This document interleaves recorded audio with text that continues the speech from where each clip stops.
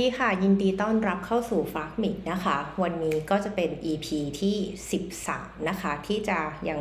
คงการพูดต่อเนื่องนะคะถึงเรื่องของการสอนหนังสือที่เยอรมนีนะคะว่าหัวข้อที่เราสอนเนี่ยสอนเรื่องอะไรนะคะซึ่งก็จะเป็นเรื่องที่เกี่ยวกับความยั่งยืนในธุรกิจนะคะเพียงแต่ว่าเราก็จะผูกมันเข้ากับโปรแกรมของ Master of Science ที่นี่คือเรื่องของ Transition Management ว่าเราจะบริหารการเปลี่ยนแปลงนะคะของธุรกิจได้อย่างไรนะคะโดยมีเนื้อหาหลักที่ว่าการเปลี่ยนแปลงที่ธุรกิจต้องเปลี่ยนแปลงเนี่ยก็มาจากความท้าทายด้านความยั่งยืนก็คือด้านสิ่งแวดล้อมสังคมหรือแม้แต่เรื่องของการกำกับดูแลกิจการนะคะซึ่งตรงนี้ค่ะก็วันนี้เนี่ยก็จะเป็นคลาสที่4นะคะก็คือจะเป็นหัวข้อของการพูดคุยกันนี้ของที่มหาวิทยาลัยเนี่ยก็จะเป็นการพูดถึงเรื่องดิจิทัลนะคะก็คือ Digital Transformation in Agricultural and Food Industry ก็คือจะเป็นการพูดถึงเรื่องการปรับเปลี่ยนการใช้เทคโนโลยีเข้ามานะคะกับการทำธุรกิจนะคะซึ่งจริงแล้วเรื่องของเทคโนโลยีเนี่ยกับธุรกิจเนี่ยก็ไม่ได้เพิ่งจะเป็นเรื่องที่เกิดขึ้นในปี2ปีที่ผ่านมานี้หรืออะไรอย่างนั้นนะคะมันก็มีมานานแล้วเนาะเช่นตัวอย่างเช่นที่ทางเราจะเคยได้ยินบ่อยๆก็คือว่าเนี่ยเรามายุคดิจิตอลแล้วทุกอย่างมันควรจะไม่ได้ใช้กระดาษแล้วเราควรจะใช้คอมพิวเตอร์ทั้งหมดเนี่ยมันจะได้เชื่อมต่อข้อมูลกันและใช้ข้อมูลในการวิเคราะห์อะไรได้หลากหลายมากขึ้นอันนี้ก็เป็นส่วนหนึ่งของ Digital Transformation นะคะซึ่งเวลาที่เราพูดถึงเรื่อง paperless องค์กรเนี่ยมันก็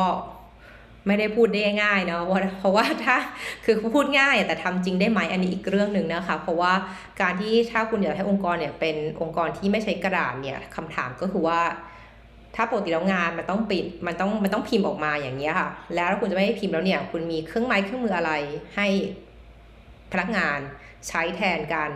ปริ้นกระดาษเป็นเอกสารออกมาบ้างนะคะอันนี้ก็เป็นโจทย์ง่ายๆอันดับแรกเลยนะคะเพียงแต่ว่าตอนเริ่มต้นเนี่ยเนื่องจากนักศึกษาก็หลากหลายมากก็ไม่ได้รู้จักเราเป็นการส่วนตัวอยู่แล้วนะคะดังนั้นเราก็ต้องมีการเรียกว่าปรับจูนนะคะความคาดหวังของนักศึกษาให้เข้าใจว่าการถึงแม้เราจะพูดเรื่องดิจิทัลในวันนี้ก็จริงแต่ก็ไม่ได้หมายความว่าดิฉันเป็นผู้เชี่ยวชาญเรื่องเทคโนโลยีหรือว่ามีความรู้อะไรมากมายเอาอย่างนี้แล้วกันเพราะว่าโดยชีวิตส่วนตัวก็ไม่ได้เป็นคนที่เทคโนโลยีจ๋าขนาดนั้นมีอะไรเยอะแยะที่ไม่ค่อยรู้อะไรอย่างเงี้ยนะคะก็เลยจะบอกเขาว่าเนื้อหาหลักๆเลยก็คือว่าคุณไม่จำเป็นต้องเป็นคนที่เชี่ยวชาญเรื่องของเทคโนโลยีหรือเครื่องมืออะไรมากนะแต่คุณต้องรู้ว่าเทคโนโลยีเหล่านี้ที่นำมาใช้เนี่ยมันนำมาใช้อะไรได้บ้างนะคะซึ่งมันก่อให้เกิดผลประโยชน์อย่างไรบ้างต่อธุรกิจก่อให้เกิดผลกระทบเชิงบวกด้านสังคมหรือด้านสิ่งแวดล้อมไหมนะคะเพราะว่าหลักๆเลยคือว่าการลงทุนกับเทคโนโลยีหรือดิจิตอลต่างๆเนี่ยมันก็เป็นเงินลงทุนแน่นอนนะคะดังนั้นก่อนที่จะลงเงินไปกับอะไรที่ไม่แน่ใจว่ามันจะได้ประโยชน์จริงไหมแล้วก็คนที่จะต้องใช้มันเนี่ยจะbuy inนั้นไหมเนี่ยมันก็คงเป็นเรื่องที่ต้องศึกษาหาข้อมูลนิดนึงนะคะก่อนที่จะไปลงทุนตรงนั้นนะคะดังนั้นเนื้อหาวันนี้เนี่ยก็จะเป็นการพูดถึงเทคโนโลยีประมาณ8ชนิดนะคะที่นำเสนอให้กับนิสิตเข้าใจเพียงแต่ว่าก็ไม่ได้หมายความว่าต้องใช้ผสมกันหมดหรือว่าจะต้องใช้แยกจากกันเด็ดขาดเพราะว่าเทคโนโลยีบางอย่างก็ควรใช้ร่วมกันมันก็จะได้ประโยชน์มากกว่าที่ใช้โดดๆนะคะหรือแม้แต่บางครั้งเนี่ยบางอย่างใช้โดดๆได้นะคะอะไรอย่างเงี้ยค่ะก็คือเรียกว่าเป็นตามบริบทของแต่ละองค์กรนั้นนะคะทีนี้ขอโทษนะคะอุดหงิดเอาเก้าอี้ออกไปจากจอ จัดห้องยังไม่ค่อยดีนะคะโอเคถ้าอย่างนั้นเนี่ยก็วันนี้นะคะก็ตอนที่เราพูดถึงเรื่องเทคโนโลยี8อย่างเนี่ยก็จะต้องบอกว่ามันก็มีวิธีการจัดประเภทของเทคโนโลยีได้หลากหลายมากนะคะแล้วแต่ว่าคนเราจะมองหรือเรียกมันจะประเภทอย่างไรก็ตามทีแต่อันเนี้ยของฝ้ายก็ใช้ตามที่มาของทาง PwC ที่เราพูดถึงว่ามันมี8เทคโนโลยีนะคะที่ตอนนี้ดูจะมีการนำมาใช้นะคะในการทำธุรกิจนะคะหรือบางชนิดเนี่ยก็นำมาใช้ในการทำให้เกิด circular economy ที่พูดไปในคราวที่แล้วนะคะเดี๋ยววันนี้ก็จะพูดต่อว่าเทคโนโลยีเนี่ยเหล่านี้เนี่ยมันมาช่วยให้เกิดการเศรษฐกิจหมุนเวียนหรือว่า circular economy อย่างไรได้บ้างช่วยลดขยะลด waste จากการใช้วัตถุดิบได้อย่างไรนะคะ โดยเทคโนโลยีทั้งหมดเนี้ยก็คิดว่าทุกท่านน่าจะเคยได้ยินกันอยู่แล้วเนาะมันก็มีทั้ง AI นะคะใช่ไหมคะปัญญาประดิษฐ์ต่างๆนะคะแล้วก็มี Internet of Things ก็คือในเรื่องของการติดต่อสื่อสารกันได้อย่างเรียกว่าไร้รอยต่อนะเขาใช้ว่าไร้รอยต่อใช่ไหมแบบนั้นนะคะแล้วก็มีอย่างพวก3D printing นะคะก็คือเรียกว่ามันไม่ได้ปริ้นเป็นแค่กระดาษอย่างเดียวแล้วแต่ปริ้นเป็นโครงสร้างเป็นอะไรต่างๆได้เลยนะคะแล้วก็เป็นเรื่องของโรบอติกเนี่ยก็ไม่ใช่อะไรที่ใหม่ขนาดนั้นก็มีการใช้มานานแล้วที่เราอาจจะรู้ในชื่อของคำว่า RPA นะคะแล้วก็มีบล็อกเชนนะคะอันนี้ก็คุ้นชื่อกันแหละแล้วก็โดรนนะคะซึ่งโดรนนี่อาจจะรู้จักกันได้หลากหลายวิธีนะทั้งในการขนส่งนะหรือแม้แต่โดรนที่เป็นกล้องถ่ายรูปอะไรอย่างเงี้ยเซลฟี่ต่างๆเนี่ยคนไทยก็มีใช้กันอยู่แล้วนะคะเสร็จแล้วก็จะเป็น2ตัวสุดท้ายเนี่ยอาจจะเป็นอะไรที่มีการสับสนกันระหว่างตัวแรกคือ virtual reality ก็คือว่าเรียกได้ว่าอันเนี้ยก็คือการสร้าง 100% เลยคือเป็นภาพเสมือนที่คอมพิวเตอร์สร้างมานะคะก็เรียกว่าเป็น VR แต่ถ้าเกิดเป็น augmented reality เนี่ยหรือที่ว่าเรียกว่า AR เนี่ยมันจะเรียกได้ว่าเหมือนเป็นการสร้างภาพซ้อนน่ะคือเหมือนกับว่ามันมีของจริงอยู่อะแล้วคุณก็เหมือนอาจจะแล้วคอมพิวเตอร์สร้างภาพซ้อนขึ้นมาอาจจะเป็นการวางโครงข่ายต่างๆหรือแม้แต่ใช้ในการผ่าตัดการทำจุดต่างๆเงี้ยในร่างกายของคนที่เราก็คงไปนั่งเขียนไม่ได้อะไรเงี้ยค่ะแต่ก็ใช้ augment AR เนี่ยมาช่วยก็จะเป็นลักษณะนี้ที่เราจะพูดถึงเทคโนโลยีจะคุยกับทางนักศึกษาในวันนั้นนะคะนี้สิ่งต่อมาที่อยากจะเล่าให้ฟังต่อเนี่ยนอกเหนือจากเรื่องของเทคโนโลยี8อย่างที่ว่าแล้วเนี่ยคำถามคือเราจะใช้มันเพื่อให้เกิดประโยชน์ด้านความยั่งยืนอย่างไรบ้างนะคะโดยที่วันนี้ในการสอนเนี่ยเราก็จะเน้นเรื่องของการใช้เทคนิคเรียกว่าใช้กรณีศึกษามาให้นักศึกษาดูนะคะว่ามันถ้าลงมือทำจริงๆเนี่ยมันมีบริบทอย่างไรบ้างเนาะคือจะไม่ได้พูดถึงเรื่องหนังสือหรืออะไรที่มันแบบว่าAI คืออะไร AI ทำงานยังไงอันนี้ก็ไม่ใช่สโคปของเราอยู่แล้วเนาะเราก็ไม่ใช่ผู้เชี่ยวชาญเรื่องนี้นะคะดังนั้นเนี่ยสิ่งที่เรายก case study มาเนี่ยหลักๆเลยก็จะมาจาก3ภูมิภาคเลยเนาะเคสแรกเนี่ยก็จะเป็นของประเทศที่พัฒนาแล้วนะคะประเทศที่พัฒนาแล้วก็คือมาจากแถวอเมริกาเนาะคือแถบชายแดนระหว่างอเมริกาพรมแดนอเมริกากับแคนาดานะคะก็คลาสก่อนหน้านี้ถึงอย่างที่บอกว่าเราโฟกัสที่เรื่องของการเกษตรเนาะโดยเฉพาะอุตสาหกรรมอาหารดังนั้นเราก็จะพูดถึงเรื่องของการทำการเกษตรบนพื้นดินส่วนใหญ่นะคะแต่วันนี้เราก็บอกนักเรียนไว้ว่าทุกคนคะเตรียมตัวดำน้ำนะคะวันนี้จะพูดถึงเรื่องทุกอย่างที่อยู่ใต้น้ำทั้งหมดนะคะเป็น Life Below Water นะคะโดยเคสแรกเราพูดถึง Regenerative Ocean Farming นะคะคือเรียกว่าการทำฟาร์มแบบ Regenerative ในมหาสมุทรเลยนะคะซึ่งอันนี้จะเป็นเคสที่พัตตาโกเนียนะคะพัตตาโกเนียเป็นสปอนเซอร์นะคะในการทำอย่างน้อยวิดีโอพรีเซนเทชันวันนี้นะคะซึ่งก็จะมีการเล่าให้นักเรียนฟังก่อนคือตัวเขาเองก็ตอนแรกก็สับสนเรียกว่าไงรู้สึกว่าเราคุ้นเคยคำว่าออร์แกนิกเนาะออร์แกนิกฟาร์มิงกันมาอยู่แล้วนะคะเพียงแต่ว่าวันนี้เนี่ยสิ่งที่เราพูดเนี่ยเคสเขาใช้คำว่าregenerative farming เนาะซึ่งอันนี้เขาบอกเป็นโอเชียนคืออยู่ใต้ทะเลอะไรอย่างเงี้ยแต่ว่าจริงๆแล้ว regenerative farming เนี่ยมันก็อยู่บนบกอยู่แล้วด้วยเหมือนกันนะคะโดยความแตกต่างของ2ตัวนี้ระหว่าง organic กับ regenerative farming เนี่ยก็คือว่าหลักๆเลยคือ organic เนี่ยก็มีมานานแล้วแหละคือฝ้ายรู้สึกว่าไอ้เรื่องของ practice มันคงมีมานานกันทั้งคู่นะแต่ว่าเรามีการบัญญัติศัพท์คอนเซปต์เมื่อไหร่อันนี้เป็นอีกเรื่องนึงซึ่ง regenerative เนี่ยอาจจะดูเป็นที่รู้จักทีหลังของคำว่า organic แล้วกันออร์แกนิกทุกคนก็จะรู้แหละเนาะว่ามันคือการทำการผลิตที่แบบไม่ใช้สารเคมีอาจจะเป็นเริ่มเหมือนกันลดสารพิษเพราะสารเคมีส่วนพิษมันก็มาจากเคมีอันนี้ก็จะลดการใช้ตรงนั้นคือลดการใช้แบบยาฆ่าแมลงที่เป็นสารเคมีอะไรอย่างเงี้ยเนาะลดการใช้ปุ๋ยที่เป็นสารเคมีต่างๆอะไรอย่างเงี้ยค่ะแล้วก็จะเน้นว่าให้ทุกอย่างมันเป็นเหมือนเป็นตามธรรมชาติก็ใช้ปุ๋ยอาจจะเป็นปุ๋ยตามธรรมชาติที่มันมีอยู่ในธรรมชาติอยู่แล้วเนาะก็ยังใช้อยู่ในการเพาะปลูกเพื่อให้ได้ผลผลิตที่สูงขึ้นส่วน regenerative เนี่ยที่ความต่างก็คือว่ามันจะเขาจะใส่ใจอะค่ะในเรื่องของผลกระทบเชิงบวกที่มีต่อเรียกว่าระบบนิเวศเนาะไม่ว่าจะเป็นเรื่องของสุขภาพของดินอะไรอย่างเงี้ยสุขภาพของดินสุขภาพของน้ำคือดินเนี่ย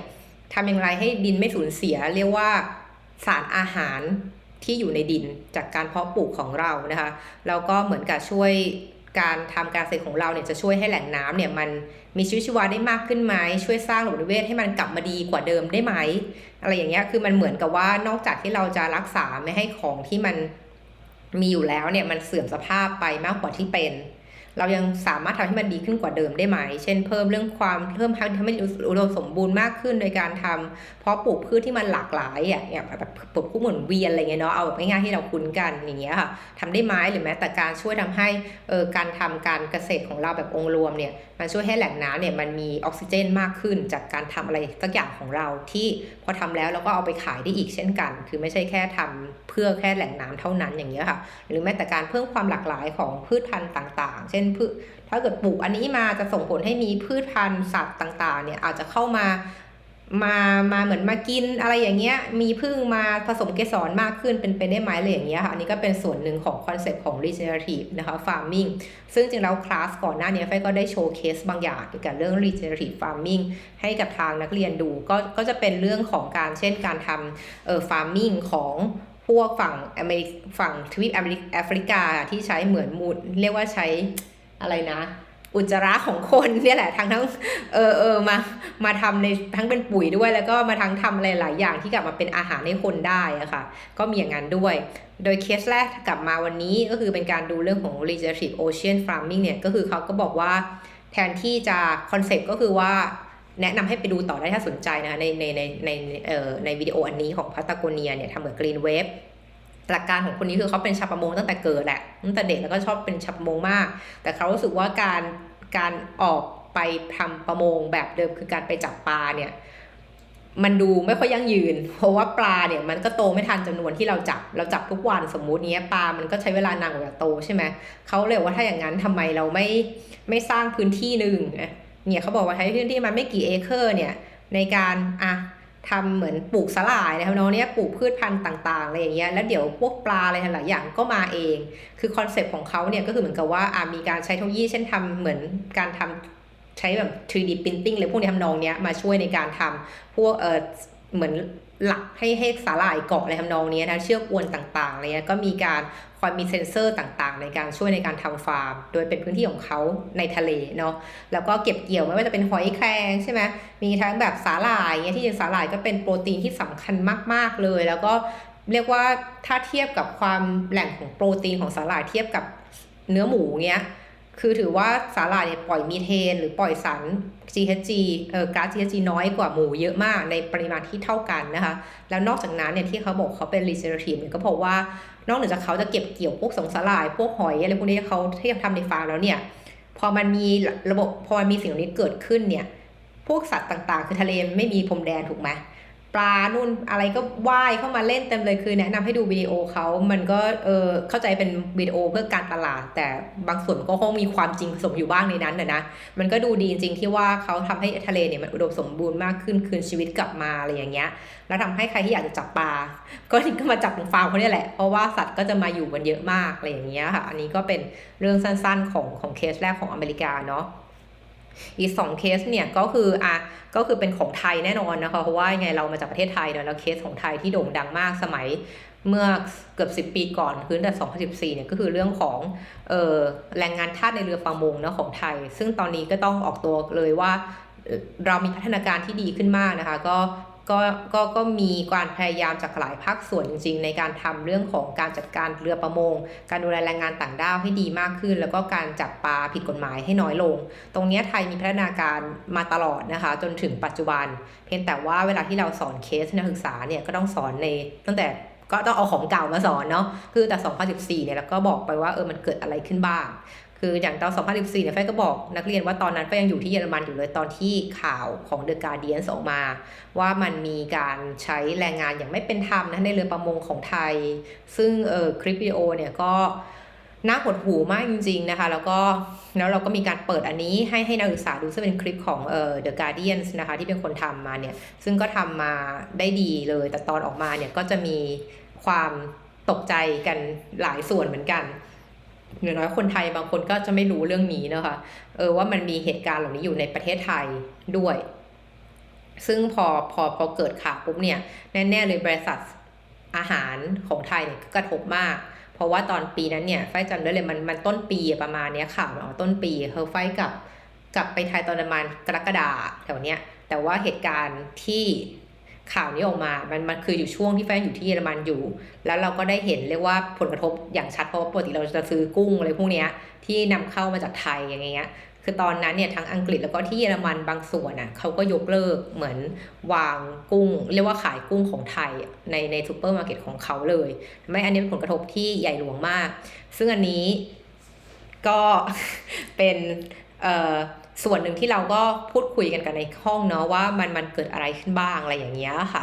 ก็ตรง You have heard of it before? Who yes? Okay.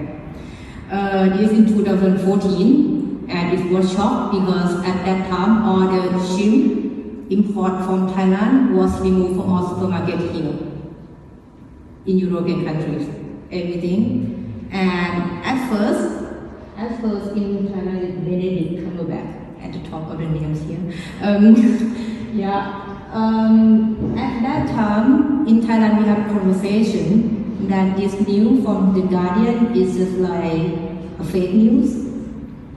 A fake news that is not really happened in Thailand or it's a kind of trade barrier, another new non-tariff barrier to let us export our shrimp to European country and to the US.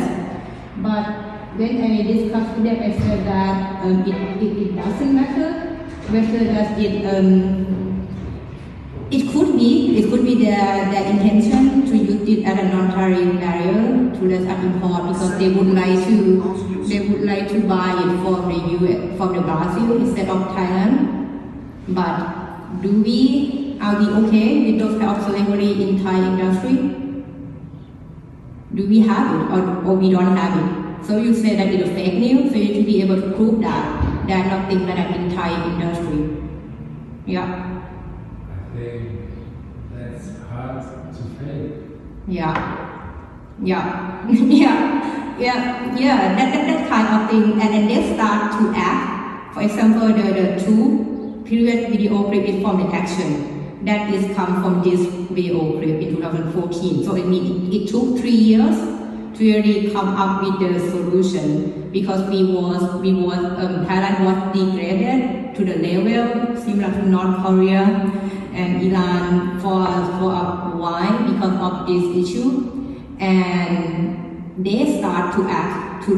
like this to invest money in satellite to put the connectivity and traceability because all supermarket here just ban their product totally. The whole is out of the shelf, and that is affect the business of the bottom line because our main exported country is here in European country. So that's why when I start working at PwC 2014, so we have a new service in Thailand. It's called the Human Rights Due Diligence that we need to adhere to the UK Modern Slavery Act. So although our regulation not be done เป็นจุดที่ทำให้หลังจากที่เกิดเหตุการณ์เนี่ยมันก็มี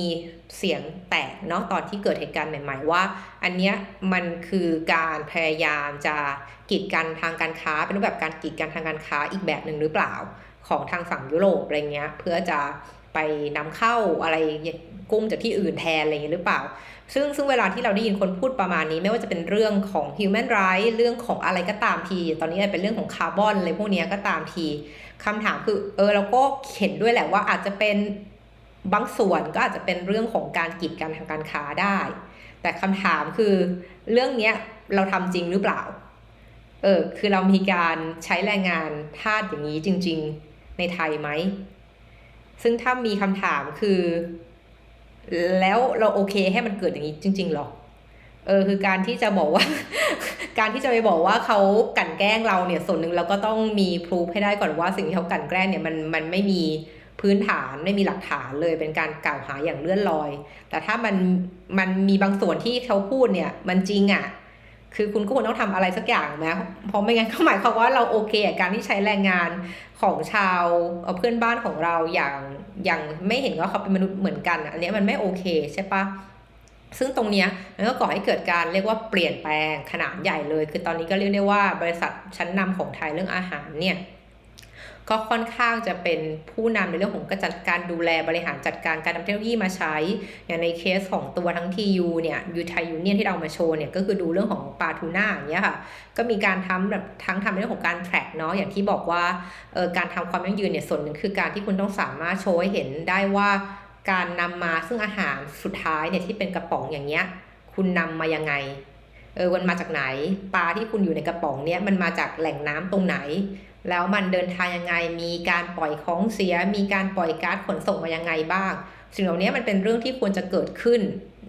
และมันจะเกิดขึ้นมากขึ้นในอนาคตเพราะเทคโนโลยีที่เรามีตอนนี้มันเริ่มไม่ใช่เป็นเทคโนโลยีที่แพงแล้วไม่ว่าจะเป็นการติด GPS นะในปลาการทำใช้เรียกว่าสัญญาณดาวเทียมมาติดตามบนเรือของแต่ละลำเนี้ยอย่างเคสนี้ก็บอกว่าที่ทำไทยยูเนียนก็ทำกับ USAID อย่างเงี้ยค่ะก็คือมีการทำตัวที่เรียกว่า Vessel Monitoring System นะคะหรือ VMS อันเนี้ยก็เรียกว่าเพื่อนที่รู้จักเนี่ยเขาก็ทำงานด้านนี้อยู่เขาก็แนะนำมาว่าอันเนี้ยมาลองดูเคสนี้ดูซึ่งก็มีการทำอะไรที่ดีมากขึ้นทำให้เรียกได้ว่าถึงแม้ว่าชาวแรงงานต่างด้าวที่อยู่บนเรือเนี่ยก็ยังสามารถติดต่อหาญาติพี่น้องของเขาได้ผ่านมือถือแล้วก็เรียกว่าใต้โกงเรือหรือกัปตันเรือเนี่ยก็สามารถจะเรียกว่าคอมมูนิเคตหรือว่าสามารถโชว์ให้ทางการเห็นได้หรือแม้แต่บริษัทผู้ซื้อคือเอาจริงในเคสของการทำเรื่องความยั่งยืนเนี่ยบางครั้งรัฐบาลเราไม่ได้ทำพวกนี้เพื่อรัฐบาลอ่ะคือเราไม่ได้ทำเพราะเรากลัวผิดกฎหมายแต่เราทำเพราะว่าเราจะเป็นต้องมีหลักฐานเอกสารต่างๆที่เราเรียกว่าเหมือนออดิตเทรลเงี้ยให้กับผู้ซื้อในต่างประเทศดูว่าเรือประมงของเราเนี่ยออกน่านน้ำตรงไหนบ้างแล้วเข้าฝั่งบ่อยแค่ไหนเพราะอย่างในเคสของแรงงานพม่าเนี่ยเขาบอกว่าไม่ได้เข้าฝั่งมา18 เดือนนั่นคือปีครึ่งเลยนะซึ่งมันนานเกินไปแล้วก็สมัยก่อน2014เนี่ย2014ก่อนหน้านั้นเนี่ยมันก็เรียกว่าถ้าคือคุณอยู่บนเรือแล้วคือเหมือนอยู่ดาวอังคารอ่ะ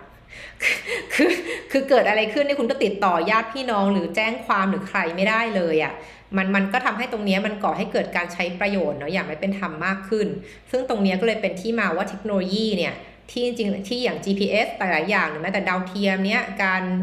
รที่ดาวเทียมต่างๆมือถืออะไรอย่างเงี้ยมันราคาถูกลงและมีแพลตฟอร์มในการพูดคุยคอมมูนิเคชสื่อสารมากขึ้นเนี่ยมันก็ช่วยให้ปัญหาด้านการละเมิดสิทธิแรงงานเนี่ยมันก็ลดน้อยลงอาจจะไม่ได้บอกมันสามารถกำจัดได้หมดเกลี้ยงเป็นไปไม่ได้เนาะแต่ก็บอกได้ว่ามันลดน้อยลงแล้วก็รวมทั้งตามดูได้ด้วยว่าคุณไปจับปลาที่ไหนแหล่งน้ำไหนอะไรเงี้ยเนาะในบางโดยเฉพาะเคสต่อไปเนี่ยก็จะมีการพูดถึงเนาะที่ของกลุ่มประเทศเล็กๆในแถบแปซิฟิกเรียกได้ว่าของประเทศไทยเนี่ยก็มีการพูดคุยกันอย่างสนุกสนานเลยทีเดียวเพราะว่าคือเรียกว่าไม่ได้พูดถึงประเทศไทยอย่างเดียวนะแต่พูดถึงประเทศไทยว่าที่ประเทศเขาก็มีลักษณะนี้หรือมีหนักกว่านี้อีกอะไรอย่างเงี้ยซึ่งนั่นก็คือเป็นกลุ่มนักเรียนของที่มาจากโซมาเลียบ้างที่มาจากพม่าก็มีคนหนึ่งเนาะอะไรอย่างเงี้ยแล้วก็ไม่จากประเทศอื่นๆที่เขาก็บอกว่าเรื่อง human rights ในประเทศเขาหนักหนากว่าไทยอีกนะอะไรอย่างเงี้ยคือเพราะว่าอาจจะเป็นเพราะว่าประเทศพวกนี้ก็ไม่ได้มีการส่งออกของเท่าของประเทศไทยแล้วกันคือประเทศไทยเราก็เรียกว่าเป็นประเทศที่มีชื่อในเรื่องของการส่งออกอาหารเนาะประเทศเหล่านี้ก็จะเป็นอีกแบบหนึ่งซึ่งก็จะมีการพูดคุยกันมากมายเรื่องของการละเมิดสิทธิมนุษยชนต่างๆเนาะเสร็จแล้วเคสที่3ที่เฟยใช้จะเป็นเคสที่พูดถึงเรื่องหมู่เกาะเล็กในแถบแปซิฟิกอะค่ะคือเขาจะเรียกว่าเขาเรียกตัวเองว่า Pacific Small Island and Developing State นะคะซึ่งอันนี้คือเรียกว่าเป็นประเทศเล็กๆที่อยู่เป็นหมู่เกาะต่างๆที่อยู่ในทะเลแปซิฟิกก็คือเรียกว่าโลเคชันก็คืออยู่แถวออสเตรเลียค่ะแถวออสเตรเลียตรงข้างบนทางเหนือของออสเตรเลียนิดนึงนะคะตรงเนี้ยเขาก็จะบอกว่าจริงแล้วเขาเนี่ยก็มีประเด็นเหมือนกันคล้ายๆกับไทยแต่ตรงที่ว่าคือประเทศพวกนี้เป็นเกาะอันนั้นเรียกว่าเงินหลายๆอย่างหรือ GDP ของเขาเนี่ยแทบจะขึ้นอยู่กับการจับปลาขึ้นอยู่กับการประมงอ่ะซึ่งทำให้การดูแลจัดการแหล่งสัตว์น้ำเนี่ยให้มันอยู่อย่างยั่งยืนโดยที่ไม่กลายเป็นสูญพันธุ์ไกลหมดเนี่ยก็เป็นเรื่องที่สำคัญต่อปากท้องของชาวประเทศนี้มากดังนั้นสิ่งที่เขาร่วมกันทำกับ UNDP ก็คือการพยายามติดตามเนาะว่าการที่ทำการที่จับปลาเหล่านี้ คือคุณจับปลาในเขตของคุณไหมมันก็จะมีการแบ่งใช่ไหมว่าเรือประมงของประเทศนี้มันออกประมงได้ถึงตรงไหนอะไรอย่างเงี้ยเนาะแล้วก็มีการตามแท็กตามดูว่าปลาที่คุณจับเนี่ยมันเป็นยังไงมันโตยังไงเวลาที่จับปลามาได้เงี้ยบางตัวมันจะมี GPS หรือว่ามีเครื่องมือ tracking เนี่ยติดอยู่นักวิจัยก็จะแบบเหมือนมีการใช้แรงงานไม่ใช่ใช้กลไกตลาดมาช่วยคือบอกชาวประมงว่าถ้าเกิดใครสามารถจับปลาเรียกว่าสามารถเอาปลาที่มีตัว track อันนี้ GPS อยู่เนี่ยจับได้เอามาให้นักวิชาการนะเดี๋ยวเราจะให้เงินอะไรอย่างเงี้ยเพื่อเป็นการแลกเปลี่ยนว่าเขาจะได้นักวิชาการจะได้เอาตัวเครื่องมือเนี่ยที่เขาใช้ติดตามปลามาศึกษาวิเคราะห์ว่าแพทเทิร์นของปลาเป็นยังไงมันว่ายไปไหนบ้างแหล่งน้ำยังดีอยู่ไหมปลามีประชากรเท่าไหร่อะไรอย่างเงี้ยค่ะอันนี้คือการใช้เทคโนโลยีเหล่านี้มาช่วยในการอนุรักษ์หรืออย่างน้อยก็คอยติดตามผลนะว่าตอนนี้แหล่งน้ำตรงนี้เป็นอย่างไรบ้างนะคะซึ่งนี้ก็จะเป็นส่วนที่ใช้ในการดูแลเรื่องสิ่งแวดล้อมนั่นเองค่ะเวลาผ่านไปเร็วมากเลยก็คือตอนนี้ก็23 นาทีแล้วเนาะก็คือเรียกได้ว่าอันนี้ก็คือเป็นเนื้อหาในการทำของการพูดถึงเรื่องของการใช้เทคโนโลยีนะคะในการทำธุรกิจอย่างยั่งยืนนั่นเองค่ะเดี๋ยวครั้งหน้าเรามาต่อกันในเรื่องของการดูแล workforce เนาะ workforce หรือแรงงานพนักงานในองค์กรขององค์กรในสมัยนี้บ้างที่เกิดจะดูเรื่องความยั่งยืนเนี่ยจะดูเรื่องมุมมองไหนบ้างนะคะวันนี้ก็ขอบคุณที่ติดตามค่ะไว้เจอกันใหม่ขอบคุณค่ะ